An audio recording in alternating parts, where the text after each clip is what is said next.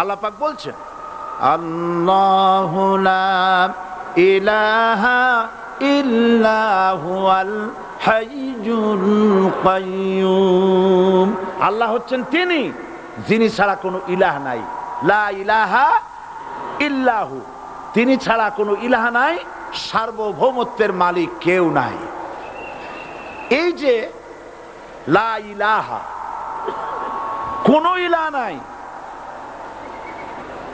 আমরা কালেমার মধ্যে এই কথাটা বলি। আমাদের কালেমায়ে তাইয়্যিবা আমরা কি উচ্চারণ করি? লা ইলাহা ইল্লাল্লাহু মুহাম্মাদুর রাসূলুল্লাহ। জোরে পড়েন লা ইলাহা ইল্লাল্লাহ, লা ইলাহা ইল্লাল্লাহু মুহাম্মাদুর রাসূলুল্লাহ। লা ইলাহা, কোনো ইলাহ নাই। এই দাওয়াত দিয়েছেন দুনিয়ার সমস্ত পয়গম্বর। এটা কি শুধু রাসূলুল্লাহর দাওয়াত ছিল? সমস্ত নবীদের স্লোগান ছিল একটা। সমস্ত নবীদের স্লোগান ছিল কয়টা? সবাই বলুন, কি সেই স্লোগান? লা ইলাহা ইল্লাল্লাহ। কোরআন শরীফের ভিতরে ইলাহ শব্দ 147 বার এসেছে। লা ইলাহার অর্থ যদি এই হয়, কোনো উপাস্য নাই আল্লাহ ছাড়া, কোনো মাবুদ নাই আল্লাহ ছাড়া, মুহাম্মদ সাল্লাল্লাহু আলাইহি ওয়াসাল্লাম আল্লাহর প্রেরিত রাসূল, তাহলে তো এত ঝঞ্ঝাট হওয়ার কথা ছিল না। আপনারা বলেন, নবীরা যখনই এই দাওয়াত দিয়েছেন লা ইলাহা ইল্লাল্লাহ, তখন সংঘর্ষ হয়েছে কিনা? হয়েছে কিনা? বাধা আসছে কিনা? তাহলে এই কথাটা কি যার কারণে এরকমের বাধা আসে? লা ইলাহা ইল্লাল্লাহ, এর চাইতে বিপ্লবাত্মক, এর চাইতে রিভলিউশন সৃষ্টিকারী কথা আল্লাহর আকাশের নিচে জমিনের উপরে আর একটাও হতে পারে না। লা ইলাহা ইল্লাল্লাহ। ইলাহ শব্দের অর্থ শুধু উপাস্য আর মাবুদ নয়। ইলাহ শব্দের অর্থ হচ্ছে আইনদাতা, ইলাহ শব্দের অর্থ হচ্ছে শাসনকর্তা, ইলাহ শব্দের অর্থ হচ্ছে বিধানদাতা। তো লা ইলাহা যখন একটি লোক ঘোষণা করে, তার অর্থ দাঁড়ায় কোনো আইনদাতা নাই, বিধানদাতা নাই, শাসনকর্তা নাই, কারো আইন মানি না, বিধান মানি না, শাসন মানি না, আল্লাহ ছাড়া। কে ছাড়া? আল্লাহ ছাড়া। এই কালেমার দাওয়াত যখন পয়গম্বরেরা দিয়েছেন, তখন 3 শ্রেণীর লোকেরা বাধা দিয়েছে। বলেন কয় শ্রেণী? সবাই বলেন। 3 শ্রেণীর লোকেরা বাধা দিয়েছে। লক্ষ্য করুন। 1 নম্বরে বাধা দিয়েছে রাষ্ট্র শক্তি। 1 নম্বরে বাধা দিল কারা? 2 নম্বরে বাধা দিয়েছে ধনাঢ্য ব্যক্তিবর্গ। 3 নম্বরে বাধা দিয়েছে যারা কায়েমি স্বার্থবাদী ধর্মীয় শক্তি। এই 3টি শ্রেণী সমস্ত নবীদেরকে বাধা দিয়েছে। সেই বাধা অতীতে যারা দিত, এখন আর দেয় না নাকি? এখনো দেয়।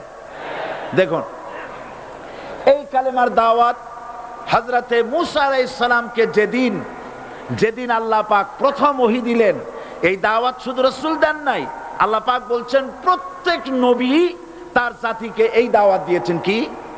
আল্লাহ রাব্বুল আলামিন বলেন, সকল নবী তার কওমকেই বলে দাওয়াত দিয়েছেন, ইয়া কওমি ইবুদুল্লাহা মা লাকুম মিন ইলাহিন গায়রু। হে সম্প্রদায়, আল্লাহ ছাড়া কোনো ইলাহ নাই, তার ইবাদত করো, তারই দাসত্ব করো, তার গোলামি করো। আল্লাহ পাক মূসা আলাইহিস সালামকে যখন নবুয়াত দিলেন, প্রথম যে ওহী এলো, প্রথম ওহীটাই ছিল ইন্নানি আনাল্লাহ লা ইলাহা ইল্লা আনা ফা'বুদনি ওয়া আকিমিস সালাতা লিযিকরি। নিশ্চয়ই আমি আল্লাহ, আমি ছাড়া কোনো ইলাহ নাই, আইনদাতা নাই, বিধানদাতা নাই। সুতরাং আমার দাসত্ব করো এবং আমার শরণার্থে নামাজকে প্রতিষ্ঠা করো। মূসা আলাইহিস সালামকে আল্লাহ পাক ওহী দিয়ে তাকে পাঠালেন। কোথায় পাঠালেন? আল্লাহ পাক বলেন, ইযহাব ইলা ফিরআউনা ইন্নাহু তাগাব। গোটা কওম নাফরমান, আল্লাহর আইন কেউ মানছে না। গোটা কওমের কাছে না পাঠাইয়া আল্লাহ পাক সর্বপ্রথম মুসা আলাইহিস সালামকে দাওয়াত নিয়ে কার কাছে পাঠালেন? ফেরাউনের কাছে। কারণ ফেরাউন হচ্ছে রাষ্ট্রশাসক। ফেরাউন কি? রাষ্ট্রশাসক।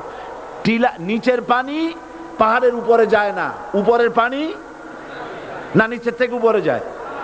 উপরে পানি নিচে আসে। সুতরাং দেশ যারা চালায় এই লোকগুলি যদি ভালো হয় গোটা দেশ ভালো হয়, আর সমস্ত মানুষটা যদি, রাষ্ট্র যিনি পরিচালনা করেন এই লোকগুলি যদি খারাপ হয় গোটা দেশ খারাপ হতে বাধ্য। এই জন্য আল্লাহ পাক বলছেন সর্বপ্রথম তুমি ফেরাউনের কাছে যাও এবং এই কালেমার দাওয়াত দাও। হযরতে মূসা আলাইহিস সালাম ফেরাউনের কাছে গেলেন আর দাওয়াত দিলেন, ফেরাউন পড়ে নাও লা ইলাহা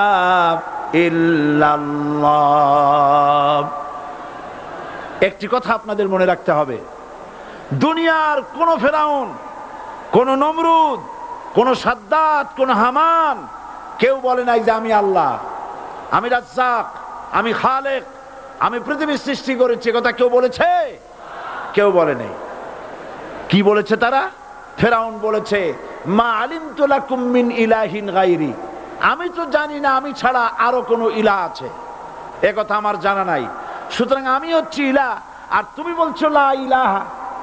তার মানে হচ্ছে ওই সময় পয়গম্বরেরা, আল্লাহর নবীর সাহাবীরা তারা জানতেন যে আমরা কিসের দাওয়াত দেই, আর যারা শুনতো তারাও বুঝতো কিসের দাওয়াত শুনতেছি। আজ আমার দেশে একই কালেমার দাওয়াত দেওয়া হয় কিন্তু মানুষেরা বুঝতে পারে না কি শুনতেছি। ভাষা জানার ব্যাপারে, বোঝার ব্যাপারে হলো আসল বিষয়। এটা বুঝাতে গিয়ে আমি মাঝে মধ্যে একটা দৃষ্টান্ত দেই এভাবে। একজনের একটা রেশনের দোকান ছিল, সেই দোকানে তার একটা ময়না পাখি ছিল। আর ময়না পাখিকে কথা শেখানো যায় সেটা তো আপনারা জানেন।